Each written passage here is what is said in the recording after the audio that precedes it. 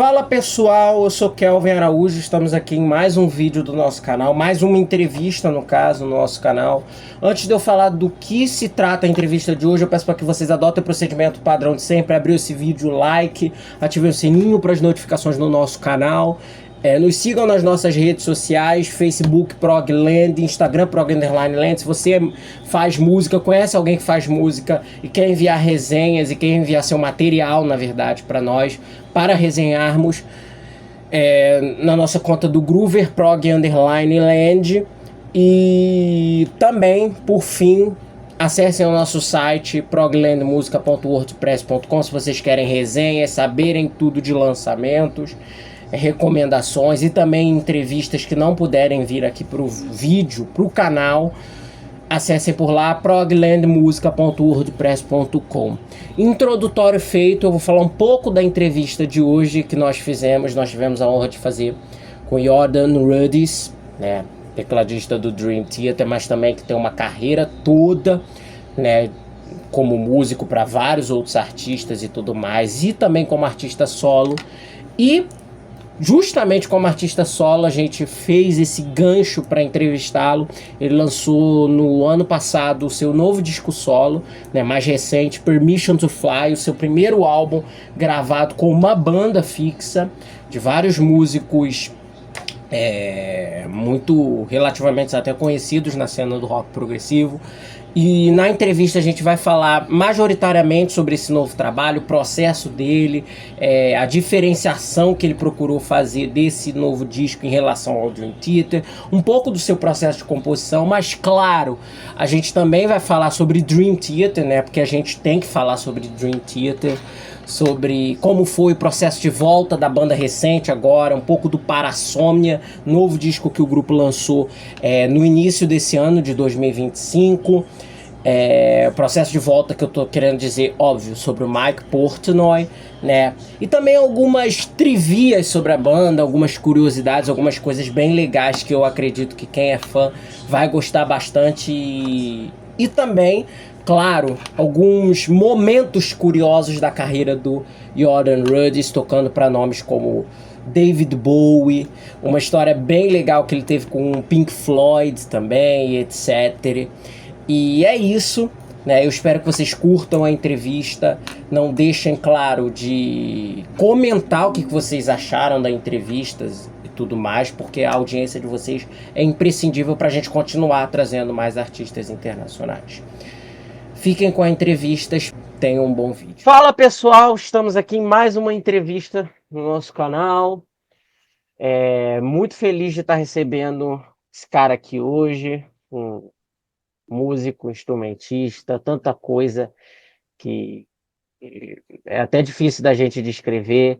Jordan Rudess, thanks so much for your acceptance, thanks so much for your patience and your kind willing. No problem. We're gonna cover some things on this interview, mainly things about your recent solo record, Permission to Fly.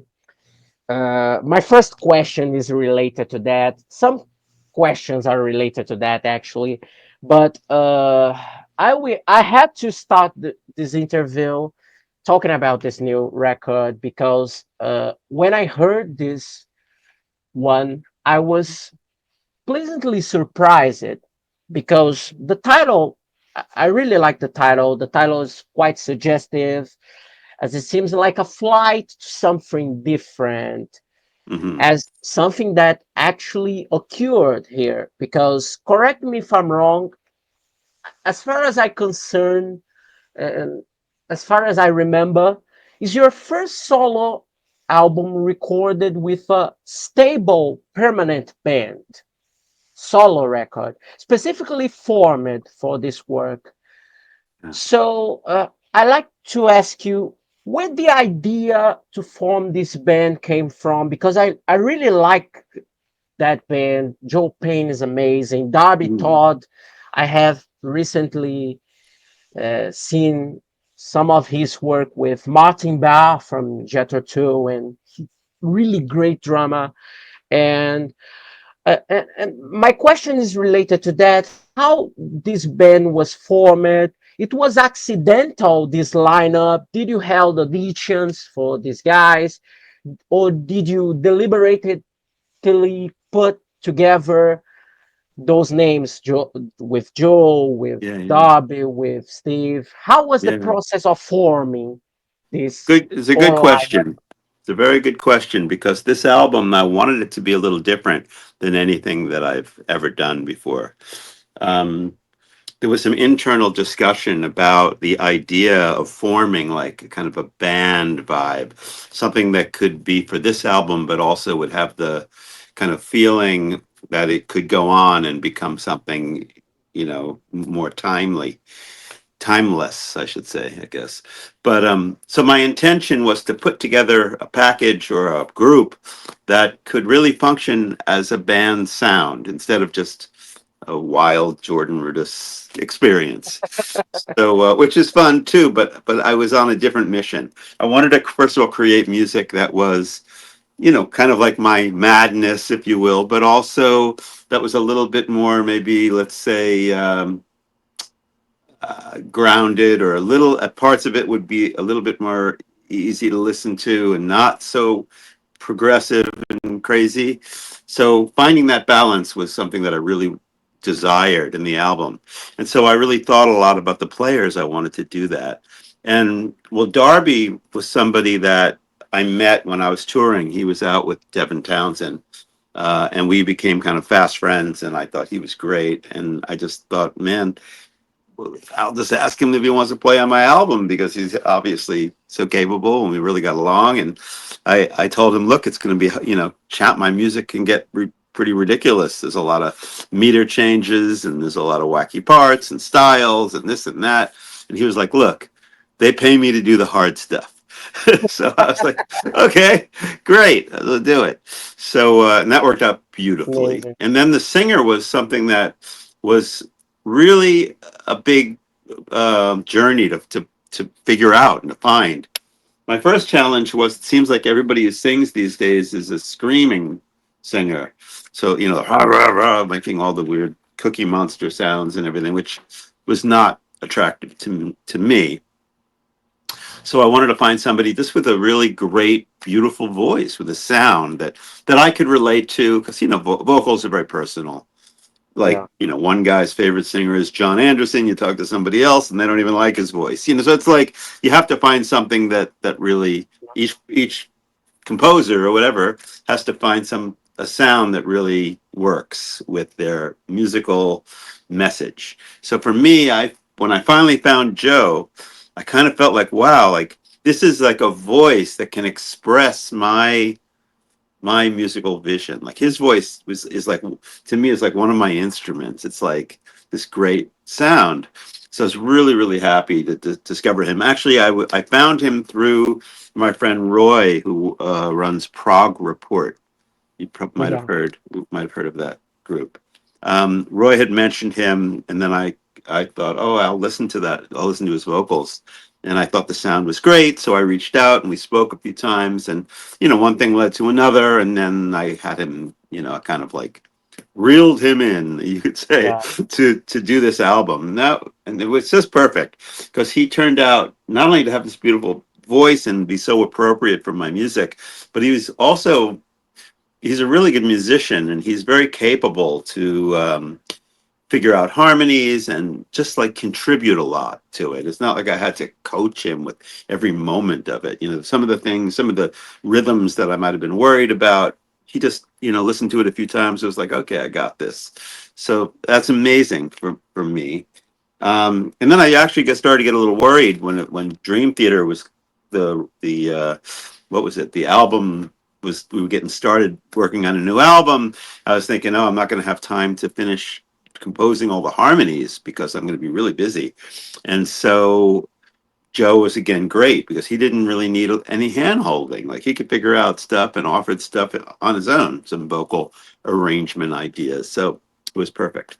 And then, I do a lot of the things in the studio kind of myself, as far as like all my pre-production, and I make like you could sit in my studio and basically hear everything but maybe like the voice, because I'll put down scratch drums, I'll put down my own kind of like guitar sounds, whatever.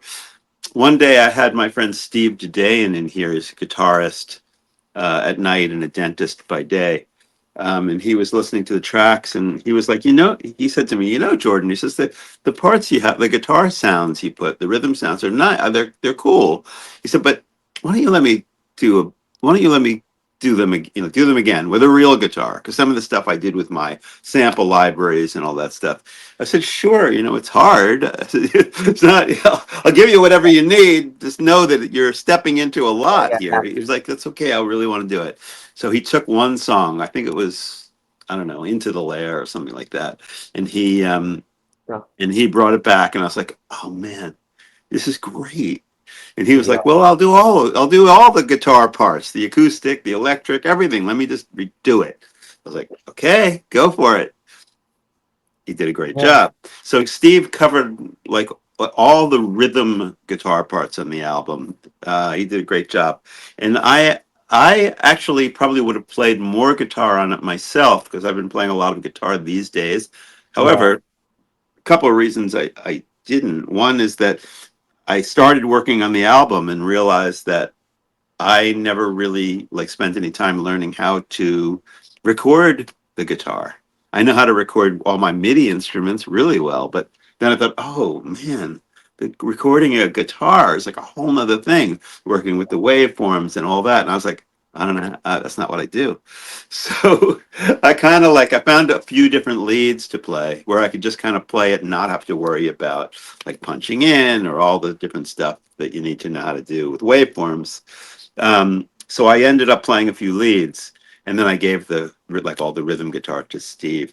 And Wow. I also had an amazing young guitarist from Chile join me. This guy Bastian Martinez, just an incredible talent, um, and he played on Embers and also a solo on Into the Lair.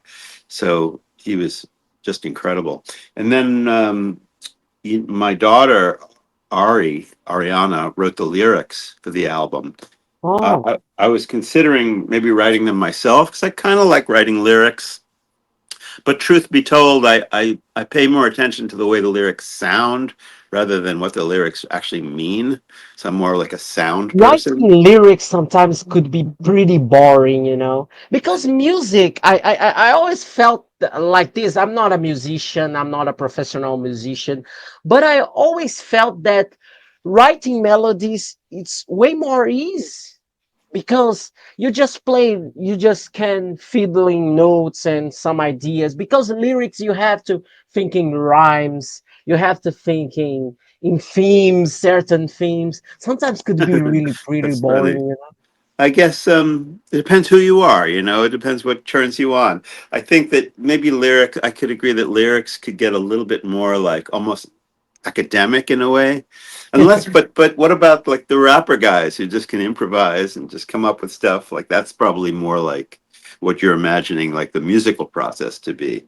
Like if I'm just improvising, that's great. Then I'm just playing. It's all coming like a water stream, like a flow. If I'm composing, that's a different headspace. And that can be more like I think more like what you're thinking about lyrics. Like if I play a chord and then I go, maybe that one, no, maybe this one. Oh, that's better. Okay, write it down. That's like a little bit like what you're saying you know. lyrics would be. Regarding lyrics, a question popped up my mind now.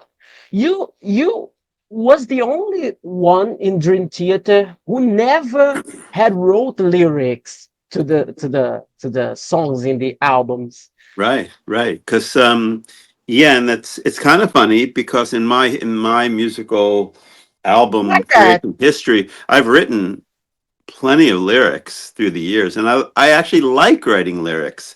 But when I joined Dream Theater, I was hired as the keyboardist, and I think the guys kind of like the producers of the group like to keep me in that zone, and I never forced it because I don't need to. I don't like feel a need to write lyrics. It's like if I'm on my own and I get inspired, sure, I like it. I've always had a knack for making words sound nice. But even like, this is a good example with my new album, permission to fly, and then I gave the lyric project to Ari because she's more of a linguist. She's really into words. It's really, it's important to her and to express ideas with words. And I thought, let me give this to somebody who really is into it as much as I'm into making music. So that's kind of what that is. But if you go back to my albums of the past, you'll find plenty of songs where I wrote the words. So Yeah, something that I can enjoy for sure. yeah. About the songwriting process, you had when you talked about the choosing of Joe specifically, you had said that some of the uh, writing process was sort of already formed in a sense of way. So the most part of the composition process was done or was uh, mainly let's put as advanced. Let's put that the most part of the composition process was advanced amid those those processes uh, that you had faced upon forming the band, because I had that doubt when you said that, because I was thinking, oh, probably the most of the songs, most of the lyrics framework, some of the musical framework was already had written in a Yeah. certain way. So all the Was all it? the yeah, when I gave it to Joe to do, all the melodies were basically written, all the music was written. I would play the melody line that I was imagining on an instrument, like a flute sound, or I don't remember, whatever, so he could clearly hear what I thought the melody should be. And then he was able to take that and do his thing. A lot of times he followed my melody, but sometimes he would go, Jordan, this might be cool, like if I, because he has a unique style. So I let him, do his inflections and things like that. But I did write the basic melodies for the album and sent him, kind of a completed composition, if you will. Yeah. Uh, uh, do you consider himself as a quick songwriter, or I ask it because you had cited himself as a sort of quick arranger in the Dream Theater format in previous interviews, but in your solo works, do you maintain this sort of schedule for songwriting?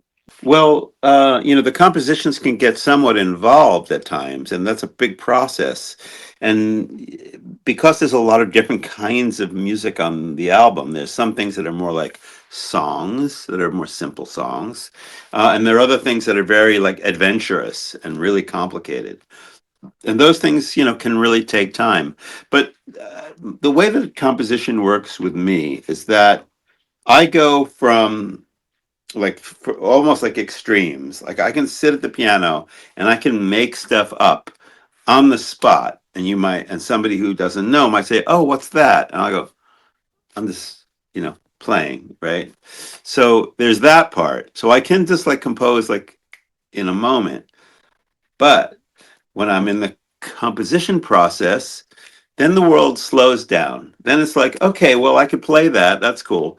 But maybe there's a better choice. So I start thinking about it and I start maybe analyzing it a little bit and changing. Oh, that could find a better chord. And, so the quick turns into more a process where you're really thinking about things, and then there's the orchestration of it where I'm laying down all my different instruments and my palette of sound colors. So it ranges. So when I'm in the studio writing, sometimes it's going quickly. It's more like just kind of playing and go, oh, that's cool, I like that, I can just record it. And other times where it really slows down and I get out my pencil and my paper and I just craft something very meticulously, or just take the time. Yeah. I wanted to ask about some the composition process of some of the songs on this album.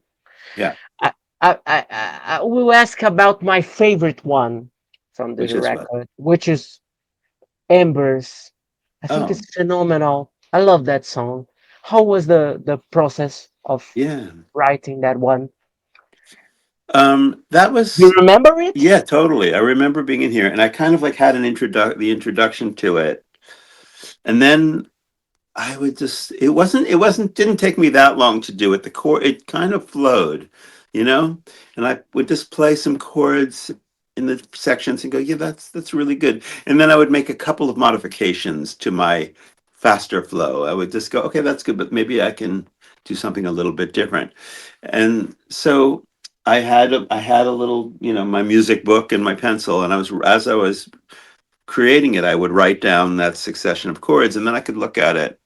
Go, yeah, that's good, and then just maybe, okay, I need a B section or I need a chorus, and I experiment a little. I find a chord to start that section, and then maybe that would be the seed to do the rest. So, there was times when I stopped to think and look, we go, oh yeah, I'll go from there, and then it would just kind of go for a little bit. So I would say Embers was one of the ones that kind of once I got started, which is the way all this stuff works. You just have to kind of jump in and begin the process. Then it what didn't take too long. It was like a nice process. The orchestration that takes a little bit longer when you start adding all the instruments and deciding on the sound. And I get very like, oh, I feel like I'm a painter with my different sound colors, doing all the things. So yeah. Yeah. Another one that I really enjoyed hearing on this record, listening, and really paying a lot of attention of the dynamics in the instrumental was Eternal. That song Oh, was really someone oh, cool. Oh, that, cool. That's one of the that big. That's a big prog one. yeah, With a lot of colors, and Joe was doing this layered voices thing. Da da da da da da. Singing, like ridiculous. He's got such an immense range that he can do that. But those progressive songs are written kind of like almost like in sections. I'll write something and then I'll look at it or I'll listen to it in my DAW, my Logic, and I'll go, oh yeah, that's cool, and then I'll see where it can go. I'll get an idea. Okay, I can go here. And then after I get some parts, I kind of look at it again in a different way and say, okay, well, I do have kind of a cool part back there. I should revisit that. I should bring that back. So you start making the connection yeah, so it becomes one piece. Because it's easy for me to just go down a road, make a left turn, make a right turn, go this way, go that way, go every way. It's a little harder when you're doing something that's an extended piece, a kind of prog epic-y kind of piece, to make it congeal, to bring it together, and make it cohesive, I guess is the word. yeah, So I felt actually with that song that I did have those parts that are brought back to bring it together. yeah. So that's an interesting one that you point out. Um, but again, the album is kind of split between really progressive and really more kind of like song oriented. Yeah. It was a concern from you creating the track list, creating the series of songs that you were writing on it to sort of differentiate it from a Dream Theater style of record or style of track list of Well, yeah, I band mean, records. well, I think left. I wasn't concerned about having it be different from the perspective that, I mean, I know if I'm left to do my own thing, it's going to be different because Dream Theater is a lot of the Dream Theater energy is focused around kind of like the heavy guitar. So, and when I'm on my own, that's not where my thinking is at. I'm thinking more colors and different different timbres, and I'm just kind of like, I'm the kind of musician that just has a lot of different things to say. And the reason that I do solo albums is because I feel this kind of emotionally that I want to express these ideas that I don't really get to do in Dream Theater. Although Dream Theater is a wonderful group and there's a lot that I can do within it, there's still a lot of music that I need to get out, whether it's piano music or just gentle synthesizer stuff, or just quirky, crazy, wild stuff that would just not fit in Dream. The Dream Theater guys would look at me like I was from Mars, and that's the stuff that I can do on my own. Like, okay, you guys can't relate to that, but this is who I am, and I can do it on my own avenue, which Yeah. is great. That's the reason it's wonderful to be able to record solo albums, and also have the opportunity to do it through a great label like Inside Out, and be able to get it out to a lot of people. Because I mean, I could do it on my own, but that's not as fun as being able to share what I do. So my musical life is very broad, because I kind of like live and breathe all this like creative stuff, whether it's music or whether it's doing visual things as well. But that really is who I am. So there's a lot of directions I like to go down and experience. Yeah, yeah. About this band, this lineup, do you think this band will be permanent outfit? Do you plan to do more things with this lineup in the near future? A touring outfit? I would love to. It would be really exciting hearing you and those guys playing these tunes live Oh in wow. a tour. Yeah, yeah, I hear you. I think that I can pretty much say that this is an outfit that I would want to make another album with, for sure. At least one more. Whether or not you'll see us play on tour, I'd love that too. I'm not sure. I mean, at this point, honestly, I'm getting ready to go on a huge Dream Theater tour, which will lead us all the way up to the next year. So there's just so much, so much ground to cover just with Dream Theater and the new album, that I'm not. The next thing, when I get a break and I'm off the road, I'd like to start working on the material for the next Jordan Rudess band project. That'll be next, and then we'll record that. We'll get that out, and that'll probably be a you know, big chunk of time that'll take. But that'll be in my break after I get off the road from all the touring.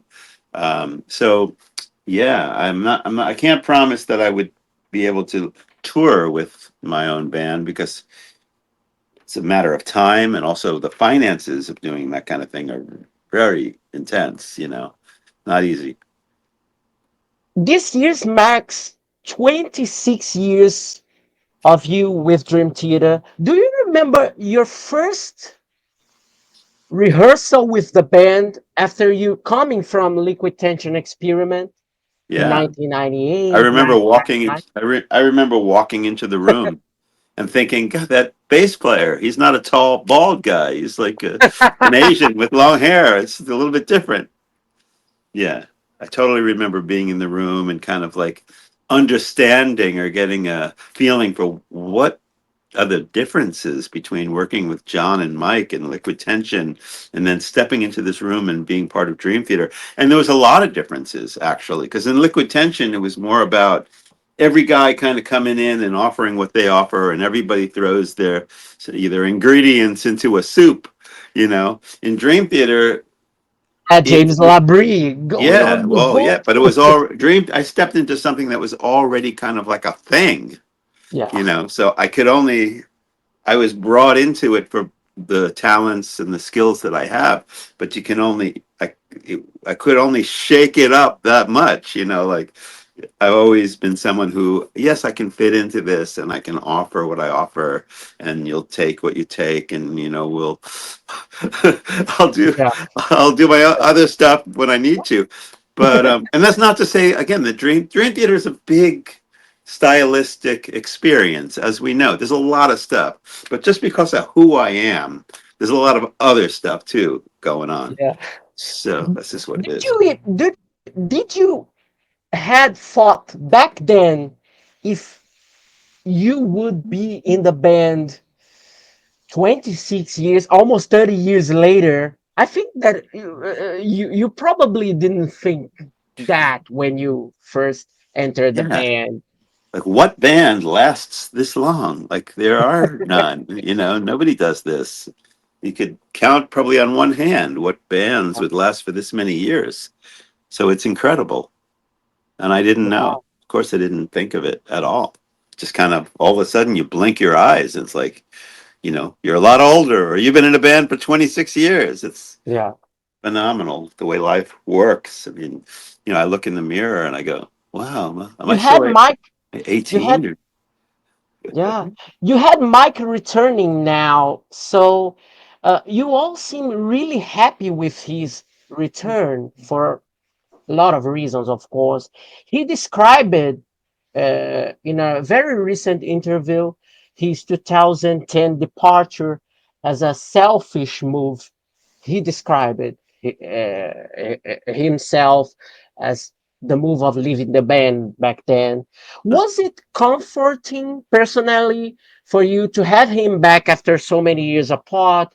Or there was a kind of concern like, man, will this still work it like it did before? Because I think there's a lot of fearful thoughts when you, Get especially back when into you it. got older as a musician, as a band, completing Hmm. 40 years and Yeah, stuff like yeah. that. That's a great question. I think, though, that the feeling among all of us was just one of excitement, knowing that this was going to be really cool. I mean, when you have a guy like Mike Portnoy, you're not bringing somebody in who's just a drummer. You're bringing somebody. Well, first of all, from my perspective, you're bringing in a friend, like somebody who's very valuable in your life. I mean, without Mike, I would have never been in Dream Theater. I was so like, there's a lot of so much history Yeah, there. yeah. So I almost felt like I was kind of on the sidelines waiting for things to wrap around until he could come back. Although let me just say, to make it very clear, that we had some incredible years with Mike Mangini, who is one Wow. of the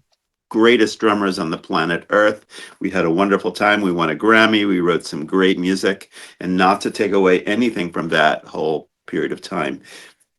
However, Mike Portnoy started Dream Theater. This was his baby. He put everything in those years into it.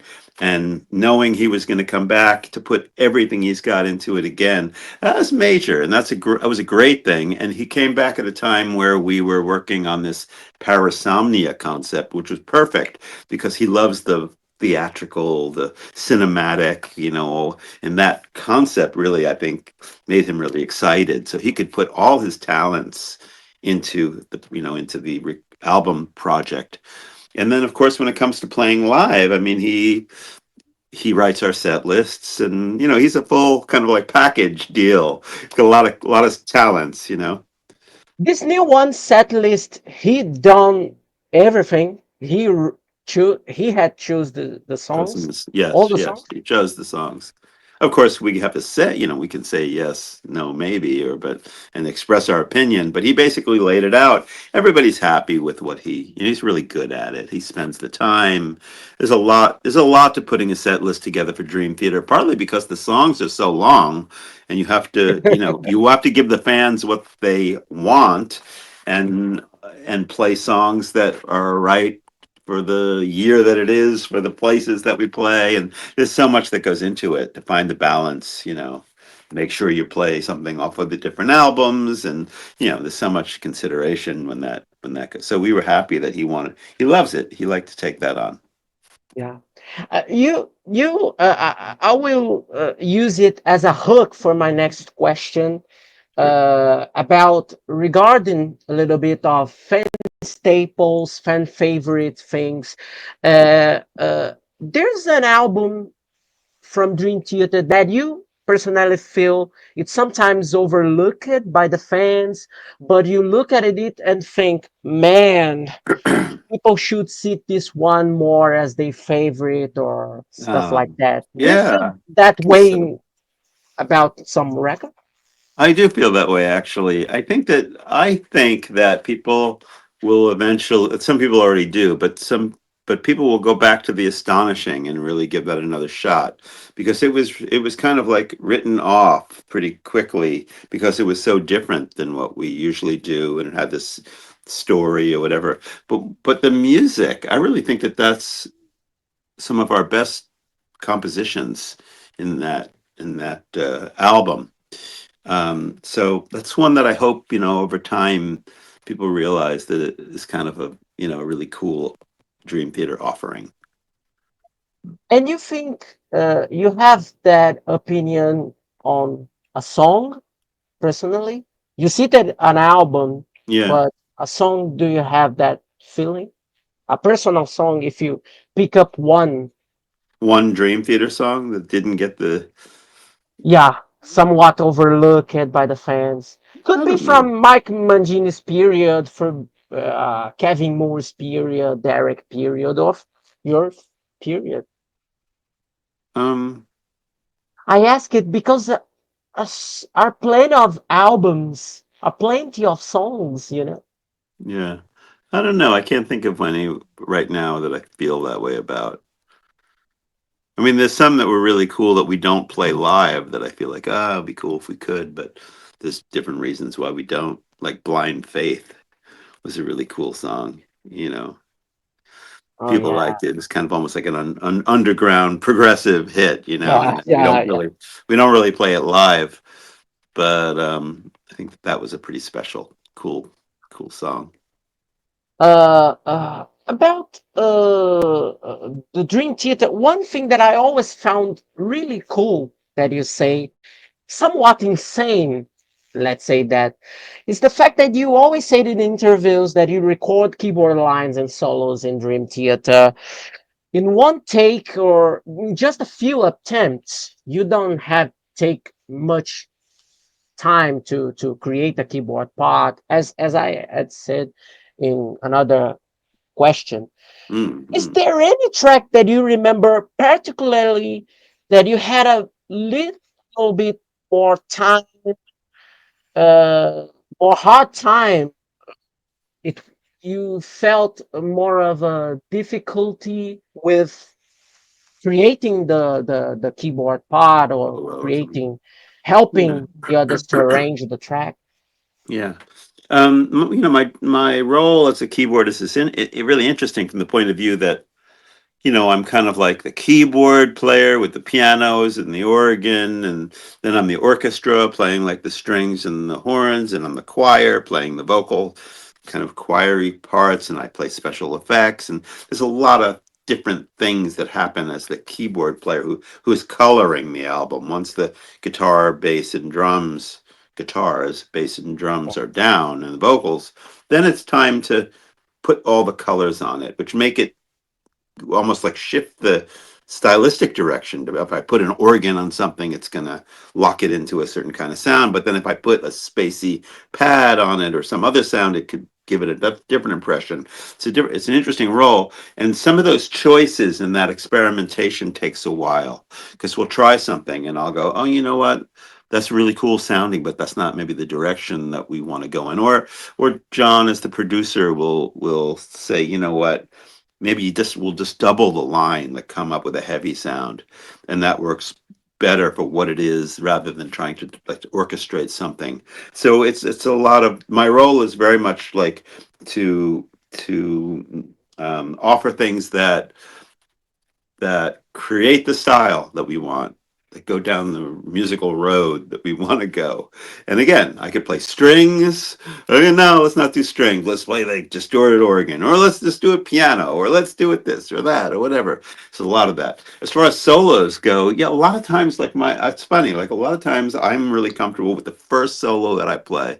Like just let me go wham and just play it. And then if I start to think about it too much, I'm like, I like the first thing that I did. But so that does happen where I'll play like a solo as we're like demoing the song or whatever, and it'll be like a cool one. So I'll be okay, that's great. When we did this last album, Parasomnia, we were doing Shadow Man, the song that has actually a very kind of extended Latin piano solo in it, which is unusual for Dream Theater, but I'm pretty proud of what came out. And that took some real crafting because I wanted it to be really special. And so I would kind of look at, you know, the groups of measures. Okay, I would do this, go, yeah, that's cool. Let me think about it. And then, okay, run it again, you know, to the recording engineer. And okay, I'll try it. No, let's try again. Oh yeah, that's cool. Okay, I got that. Now they'll record those few measures. Great.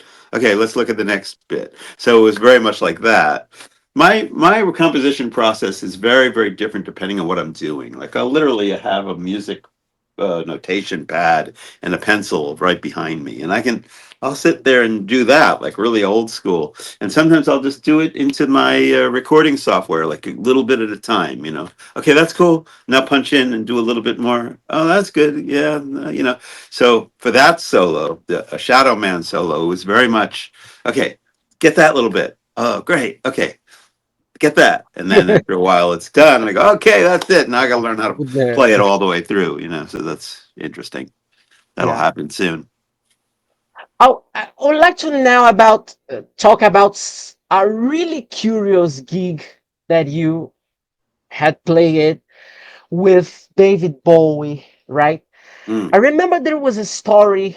I think you played it on the Heathen album right. when you had to. It was a story related. You seated piano parts, and this one has something with piano, with upright piano. I think it Right. was a really amazing story with some track that you played upon. Yes, yes. And how occurred this gig? Because it's so unusual you playing with David Bowie. I would never in a million years would imagine that, because I thought, oh Right. my gosh, Jordan is very of that prog metal wizard guy and stuff like that. Never in a million years would imagine him playing with David Bowie, but it was so cool. I was really thrilled to know that. That's Tony cool. Yeah. Visconti, who had called you, how did you end up with this session, with this gig? Yeah. Well, I had befriended Tony Visconti.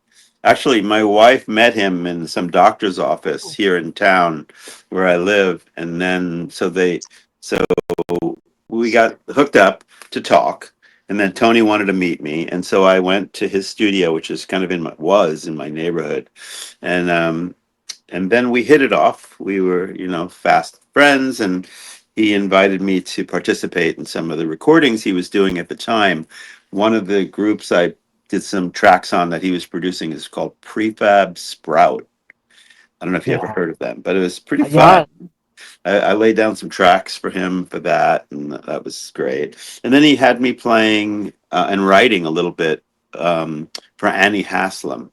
We wrote a couple of songs together, and I played on some tracks for her solo for one or two of her solo albums.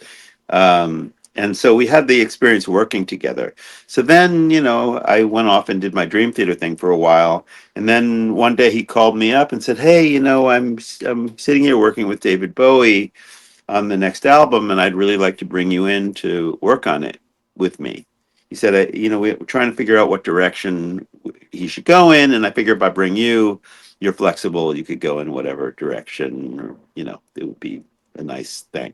So yeah, so it was around the time Dream Theater was doing 6 Degrees of Inner Turbulence as well. I remember, and so I went into the studio and I met David, who was very nice and welcoming when I met him, and proceeded to get kind of involved in this whole thing. But the piano story was a good one. So I walk in one day. I was there up in this studio in the Catskill Mountains in New York, up on the way up top of the mountain. They used to record orchestras there. People could actually stay there. They had like yeah.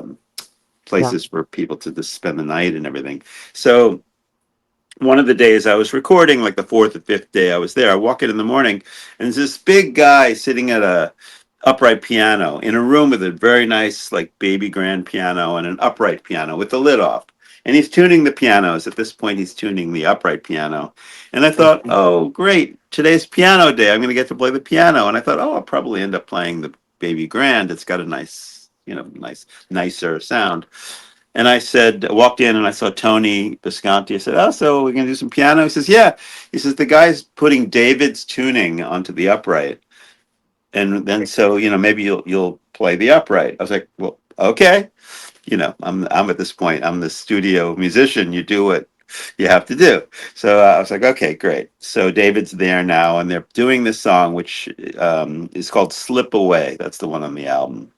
Uh, okay, so I start playing the upright piano, and we're recording, and David and Tony come out and they say, "You know what? No, it's just not working. Maybe try." And Tony says, "Maybe try the baby grand piano." So I start playing again, and Tony comes out and he says, "No." It's not the sound we want. I was like, well, what do you want me to do? I play both pianos. So then David comes out and they're talking a little between them. All of a sudden they say, we have an idea. We're going to do the Brian Eno method. We're going to move the upright piano very close to the grand piano, put microphones on the strings of the upright piano, and tape the sustain pedal of the upright to the floor. So when I play the grand piano, it's resonating in the strings of the upright, and that's what they're recording is that. So they're close together, so you're getting the piano sound, but you're getting a lot of the resonance as well, because it's kind of a trippy, spacey song. Um, so that's what they did, and then they were like, "Yeah, this is cool. That's it." And that was the track. That's what you hear on the record. This "Slip Away." I think it's one of my favorite songs on that record. I think it sounds very much like classic Bowie. It's cool. Yeah, really. And I love that piano parts because some of the David songs are really remarkable by for the piano parts, man. Really great piano players playing on Yeah, Bowie stuff. on Yeah. his records, Oh and yeah, that no was. doubt.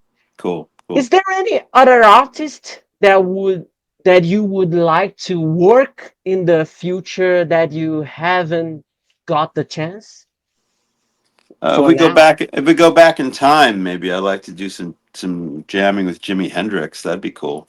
I don't know if we're gonna go back, or maybe in another lifetime.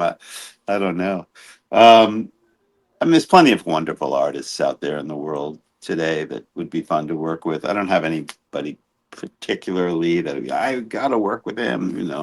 I ask it because you're so off the wall in song in terms of choosing and collaborating with so many different people, so many Yeah, different genres inside and outside the progressive world. And I yeah. was really pleasantly surprised that in knowing that you played percussion on The Wall from Pink Floyd and Bring the Boys Back Home. It was really sort of strange experience for I you didn't. because I didn't get to play the percussion. I was fired from that job. oh yeah, oh Yeah.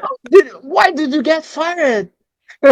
Oh, that's a whole My story. God. Yeah, that's a whole story. So, I played the drums when I was in third grade. I didn't know that. I was like, what, 9 years old or something like that when I played snare drum. And so then didn't, that was the only time I ever played it. But I had a good friend of mine. His name was Blue Ocean. That was his name.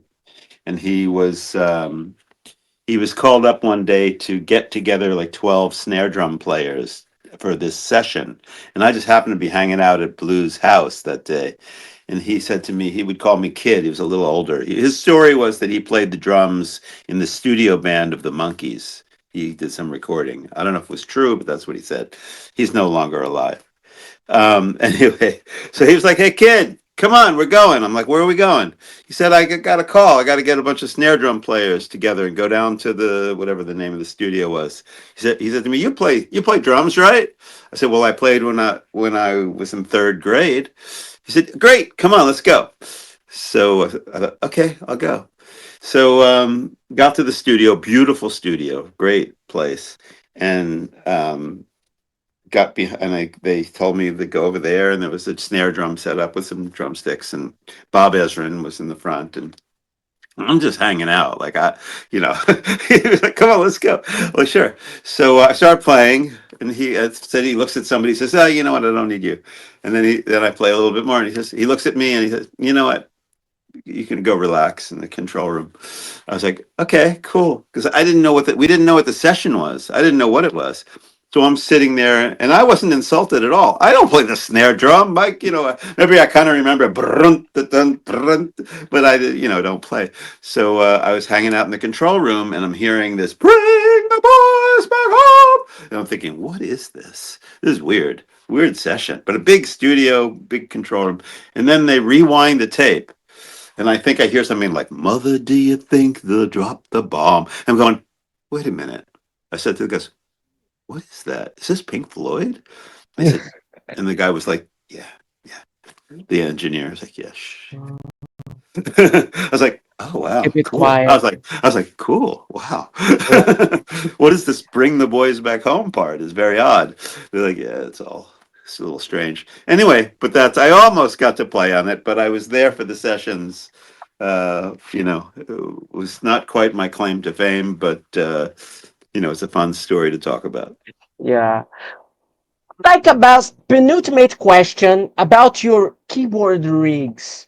Mm. You always something that I always really found thrilling listening to you and seeing you, watching you, is that you always use a single keyboard or a synthesizer on stage for Mm. various kind of sounds. Since I think it was for almost 30 years, as far as I remember. I didn't see, I never had seen a footage of you playing other synths or more than one synth Yeah, on yeah, stage. right, And it's a sort of modern synthesizers, of course, but if right. you had to choose one type of organ, older racks of organ, piano, or older keyboard to bring up on the stage, which one would you pick up Oh to man. complement?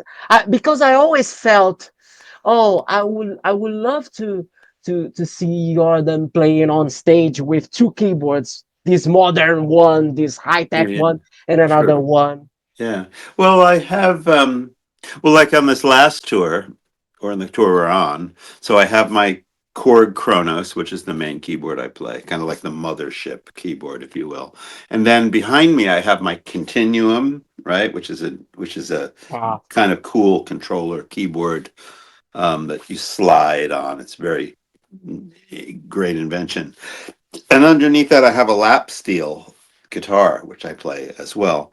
I mean, in the past, I've had some different here and there. I've had some different keyboards. I've had a Seaboard out with me at one point. Um, but in general, yes, you're absolutely right. My main thing is playing one keyboard. And the reason that I do that is because years ago, I mean, I know in the progressive rock world, one of the interesting things is that the keyboard players tend to use like 8 keyboards all around, blah, blah, blah, blah, blah. And I thought, well, that's very showy and that's cool. But a few things. One is, for the most part, most of the keyboard players that do that don't really know what all those keyboards really can do. They're like, I'll use this one for strings, and this one's good for a piano sound, and this one's good for that. Well, I come from more of a technology place, and I work over the years, I work with these companies. And like when I get a synthesizer, I dive in and I find out everything that it can do. And I also program the synthesizers so I can make them do all kinds of cool stuff that most Yeah. people don't even know about. So I was always looking to get the very best top of the line synthesizer that I could make do everything that I want. And so there was that, but also the other reason is I don't like the musicality of being able of playing something here and then for the next chord jumping off of that and going to another place. I always feel like the musical phrases don't get finished properly before you're having to leave, take your hands off and leave to another place. So I much prefer being able to play and then for the next note maybe using a pedal to switch all the sounds on it and be able to land smoothly and musically on the next chord. So I figured out over the years how to do that. And so I could get the musical result I wanted, but also how to do that and create a show. Because if you've seen my rig is cool. I got this keyboard, but it's spinning like 360 and it's tilting and I'm always moving. So it's a big show. And now for this last tour, I have this great LED panel, Yeah. which is called the Synesthesia Display, which was made by OK Design in San Francisco, that I figured out with those guys. And I got a big show. It's really, really cool, but it doesn't involve many keyboards for those two reasons. One is I felt like technically I wanted to get, and I wanted to get the most out of what I was using. And number two, I didn't want to lift up my hands off phrases to go and do my show that way. I wanted to do it a different way. Uh, but if you have to pick up another one from the older ones, Yeah.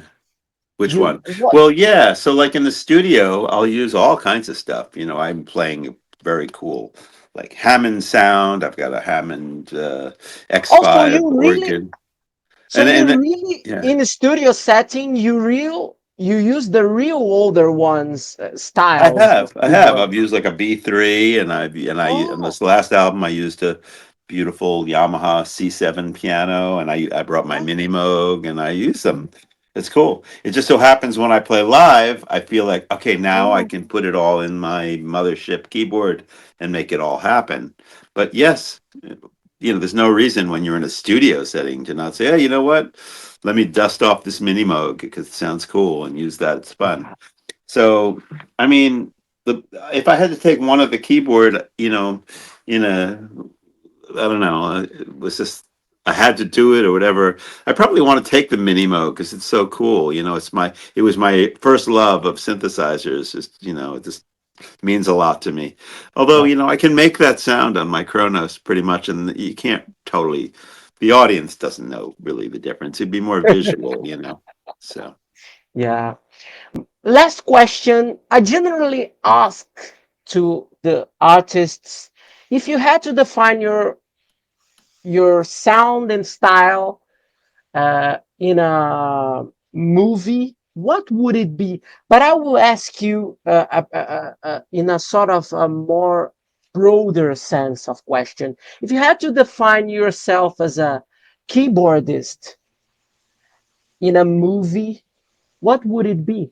Well, I think that maybe my character, people know me as like the keyboard wizard. It would have to be something that would be very like fantasy, ethereal, magical, wizardly, somewhere like a Lord of the Rings kind of like Oh thing yeah, with just a lot of fantastic, scenery and interesting characters and because stylistically, musically, I'm trying to throw out, this kind of like magical formulas, of music and make people's heads turn and spin and have cool colors and yeah, effects, and I think that's kind of what it is. yeah. Thank you very much, Jordan. I will not take your time anymore. Thanks Um, so much for your acceptance. Looking forward for our next talk. We're gonna talk more in the near future about your newest solo records that you're gonna do, certainly about right, Dream right. Theater and about other Yeah. stuff. Thank you very Excellent. much. Thank you Eh, very much for your Thank you as acceptance. well. Thanks so much. Sorry, Thank you promise for that your I good questions. The best, my friend. Take care.